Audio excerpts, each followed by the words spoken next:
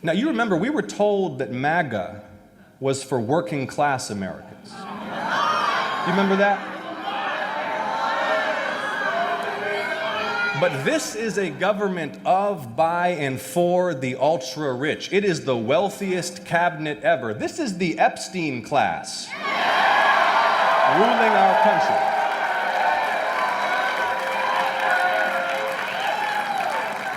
They are the elites they pretend to hate. So prices are up, jobs are going away, Medicaid and school lunches are slashed, nursing homes are getting defunded. If you're Steve Bannon and your pitch was Trump for the forgotten man and woman, how do you sell any of this? Trump was supposed to fight for the working class. Instead, he's literally closing rural clinics and hospitals to cut taxes for George Soros and Elon Musk. He was supposed to end the globalist world police foreign policy. Instead, we're doing war for oil and nation building again and threatening to conquer Greenland. He was supposed to drain the swamp.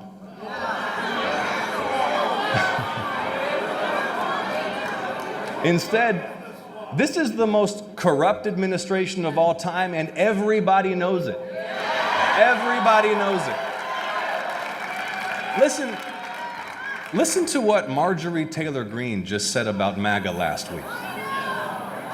I'm serious. Marjorie said, quote, "I think people are realizing it was all a lie." Hold on, it gets better. Marjorie said, what MAGA is really serving in this administration, who they're really serving, is their big donors. Guys, this is Marjorie Taylor Greene talking. She went on. Marjorie said, quote, "The big donors that donated all the money and continue to donate to the president's PACs and are donating to the big ballroom, those are the people who get the special favors. They get the government contracts. They get the pardons." All true. Spot on. Marjorie, welcome to the resistance.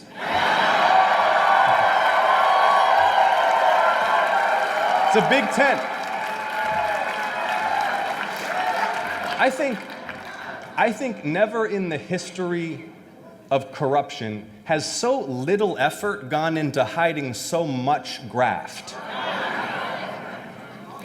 There's the pardon factory. They're running out of DOJ, donors and political allies straight to the front of the line.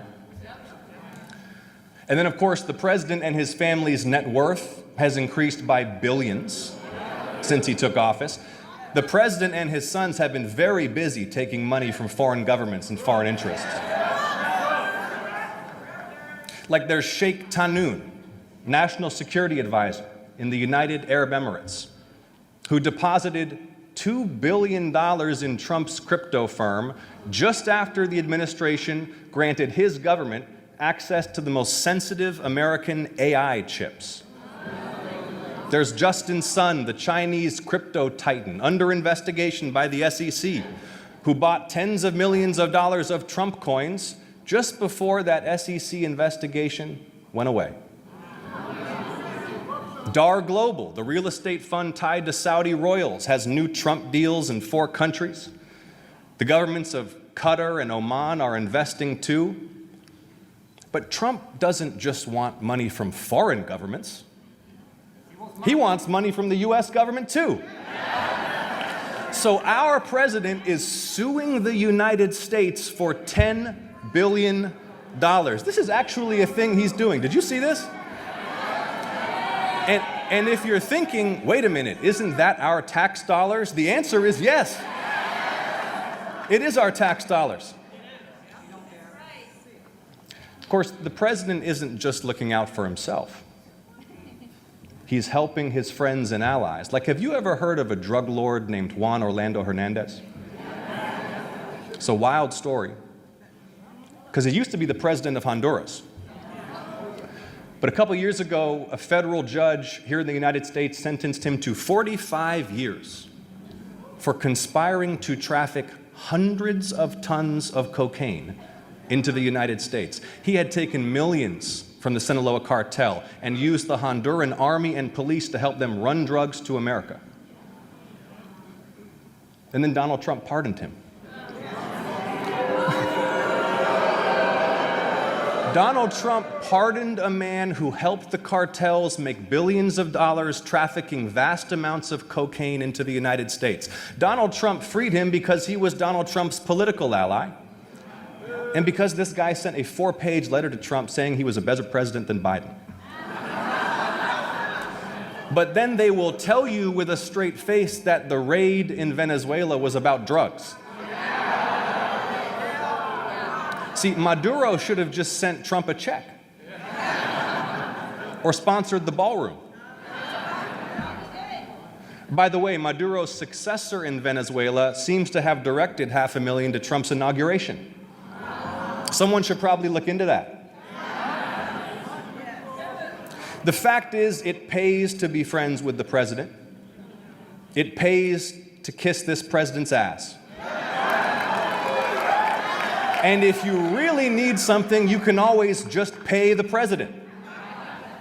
Whether you're a sheikh or a felon or a kingpin or a political donor, there's a buffet of corrupt options to curry favor with this administration. And yes, Donald Trump cut our health care so people like Elon Musk would pay lower taxes. But don't forget, he also cut our health care to fund the creation of a huge federal paramilitary force. Now look, there are still plenty of patriots serving our country in the U.S. government and decent, hard-working folks in federal law enforcement trying to do the right thing every day. But this ain't that.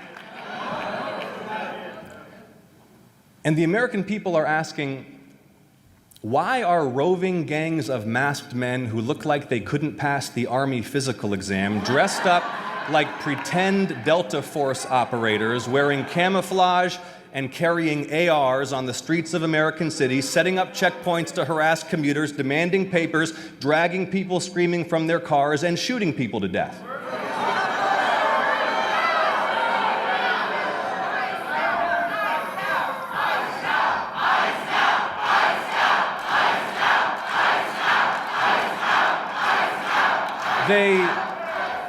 They don't have to identify themselves.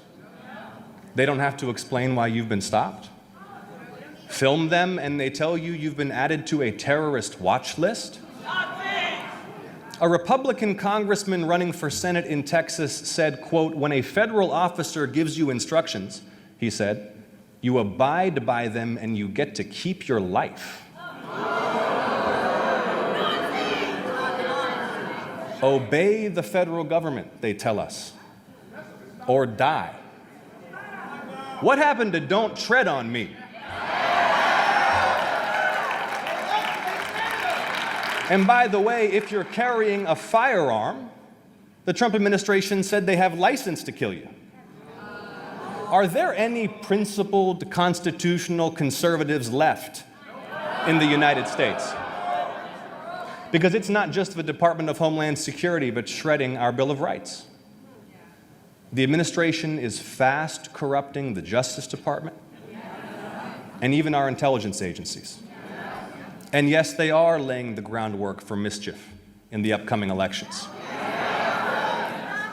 The president said we'd never need to vote again. Then he said we shouldn't have elections. Now he says he wants to take over the elections. And like a scene out of some banana republic, Tulsi Gabbard, the country's spy chief, comes to Fulton County, Georgia, to oversee the seizure of ballots.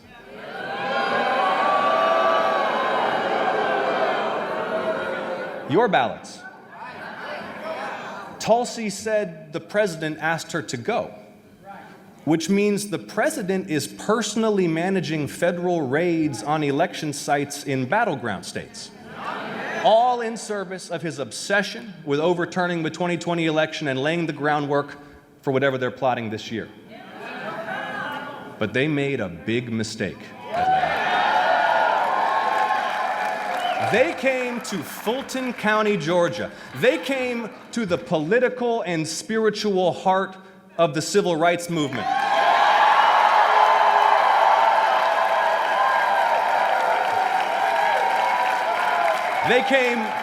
They came to the doorstep of John Lewis's congressional district.